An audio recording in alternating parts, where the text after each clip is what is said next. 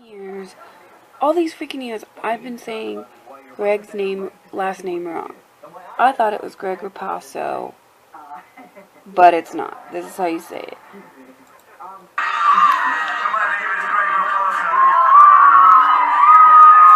So it's Greg Raposo, not Raposo. Damn it! I'm probably gonna forget. So excuse me. It only took I don't know how many years to figure that out, that I was saying it wrong. I love this month of June of 2017, this year, because I got to see one of my all-time favorite shows, which I wish was longer than 5 years. I loved Queer as Folk. Queer as Folk is my home dog. Everybody on it, House Sparks, you may know him from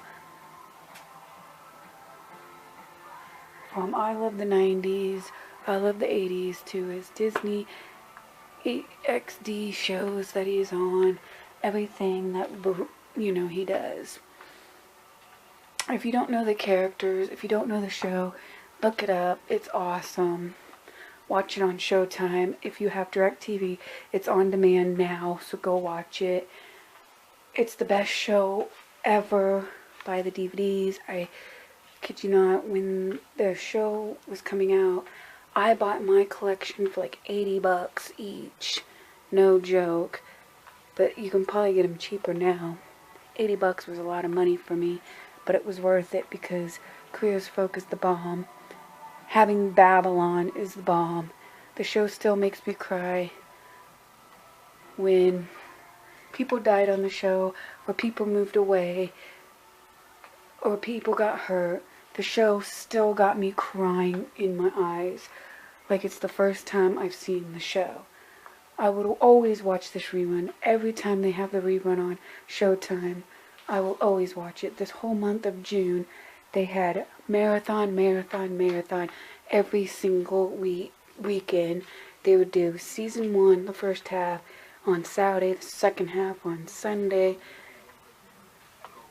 My favorite characters is, my favorite couple character is Justin Taylor for sure, because he's a hottie. Tibet is gay in real life. And then Brian Kinney and Michael and Ben were a cute couple, but he was also a cute couple with David too. But David too, to me, was too stuck up. And they got Hunter, and then they got Ginny, and then they got Gus. And when the show started, Gus was born, and got to see Brian fall in love with Justin. And the only season I didn't really like is this first half of season 3 when he got with this Ethan guy, who you may know from Ready or Not as Busy's brother, who's hot. And there was a bunch more. All I gotta say is there was a bunch more characters. There was 2 lesbos, If the show was still going on today, they would finally know that Property 14 didn't pass, and that gays can now get married and be in love and have kids and things like that. But kinda wish the show went on for at least 10 years. But it went on for 5. It was a spin-off of excuse me, it was a spin-off of the original show, which is the British one. So I tried to check out the British one, but I'm like, this ain't the same. It's nothing like the American one that I know and love. But I'm thinking of making a Tumblr page on my White Cats Famous People's page of Queer as Folk and what I loved about it, and each character, their hopes, their dreams, and what they did and didn't do, and what Brian would do for people, and just all the real things that were happening in the real world is happening on the show, like it's a real life family, with Michael working at a grocery store to a comic book store, having to hide that he was gay at one time, and meeting Ben, and just getting married and just all these things. And that one famous quote, he's Brian Kinney, for fuck's sakes. Something Michael always said. As I say yes to delete the last episode of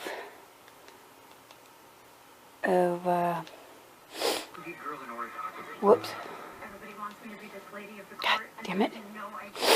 Of season 5, episode 12. Would you hurry up, you please wait? God damn.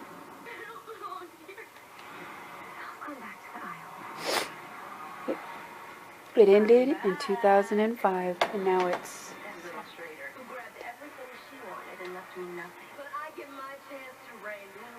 about 12 years later.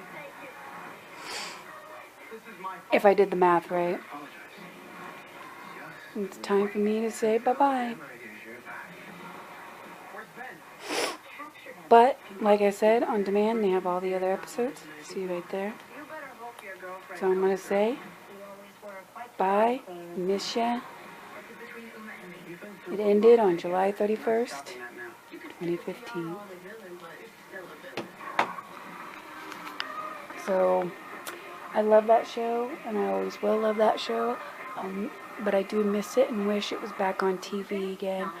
And every time they play the marathon, which they played it last year too, I'm going to watch it again and cry when people die and get hurt. And just live in my own dream little world. Now you're probably going, what do you mean, in your own little world?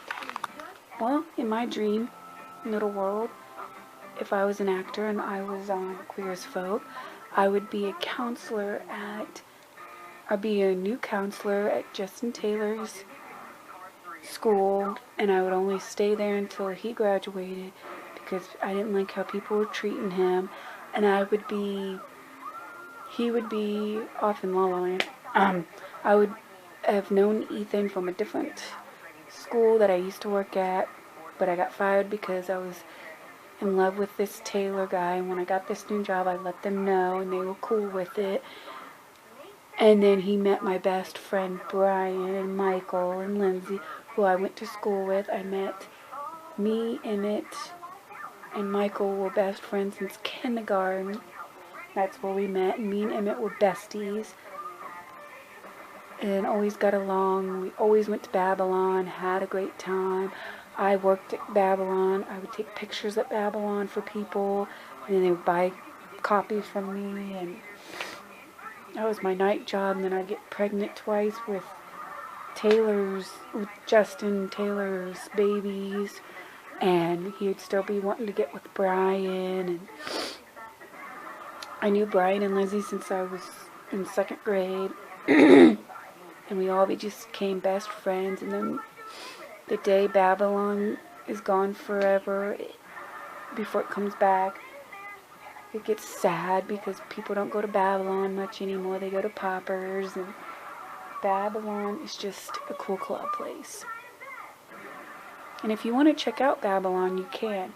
I don't know if it's still around, but I'll try and have pictures of it on the Tumblr page of it. But you go, well, I'm like, you go. What I'm trying to say is, I can't wait for Raven's Home. I so want to see that. But anyways, oh hi Andy Mac. I can't believe that series is over until in the fall. But anyways, back to what I was talking about. The place in Babylon that they used was a club in New York. It was a real small club in New York. Not too many people could hang out there. But what they did was they put mirrors everywhere on the walls to make it look like it was bigger than it really was when they added people in the place. So when we finally got to see Babylon without anybody in there, when Brian buys it, just cracks me up. Because it's like, whoa, it looks so different without all the people. And I'm not more sure about the ending, but I want to believe in the ending that Brian said, fuck it, there's no mini mall gonna be here. I know a lot of people lost their lives, blah, blah, blah, but but Michael talked me into bringing Babylon back, because they're in that scene where he was in the rebel of the mess that happened with the bomb, and then all of a sudden they do a 360 turnaround and it becomes Babylon again, and they're dancing and having a good time. I feel that he rebuilt it. That's what I feel. Because I bet you if there's a season 6, Babylon would still be there. And I think what they should do is years later, reunite Queer as Folk cast members and make them a movie out of it of 12 years later. This is what happened to Babylon and all the people and all the characters, because I want to know. Comment down below if you like the show and what you think would have happened if the show was still going on with each character. What do you think would still be going on with each character? Do you think Justin would come back? Do you think Justin would miss Brian way too much in New York and decide to quit what he's doing in New York like he did in like what happened in California, and then come back and be with Brian again? Or do you think that Brian would miss Justin way too much and go to New York? There'd be a new Babylon in New York, and then he'd make new friends and blah blah blah. Let me know in the comments below. I just wanted to talk a little bit about Queer as Folk and what it means to me, and how much I love Queer as Folk, and how I'm thinking about doing the Tumblr page for Queer as Folk, because I think other people need to know about this show. Anyways, if you haven't noticed, on my group pages on Facebook and Tumblr, I've been adding old photos that I found on my computer from when I first got this computer right here. So I think you guys should check that out. There's YCAT's Famous People, there's Surviving Big Brother. Those are the 2 main places that I've added stuff to. Anyways, talk to y'all later. I'm Boney. Now leave me to cry alone. Wait, one thing I forgot to tell you guys about. I forgot to tell you about my favorite scene. Now, I told you about my favorite quote, which is, he's Brian Kinney for fuck's sake. But my favorite scene is when Brian takes Justin to the prom for the first time, and he says, okay, I'll go. Or he go, okay, anyways, they play that song called Save the Last Dance for Me. Now, if you watch the reruns of the show on Showtime now, it's not going to be Save the Last Dance for Me. It's going to be a completely different song. And this is season 1, at the end of season 1 into season 2. Because of what happens to Justin is what got Brian to get us to really see how he feels about Justin. All I'm saying is, you guys, that every time I hear Save the Last Dance for Me, I always go, oh my god, I want to go see that scene again. I want to go see that video on DVD again. I want to watch the show all over again every time, because... But the song they play now is shitty, and I don't know why they're playing it, and why they changed the song, and I don't know.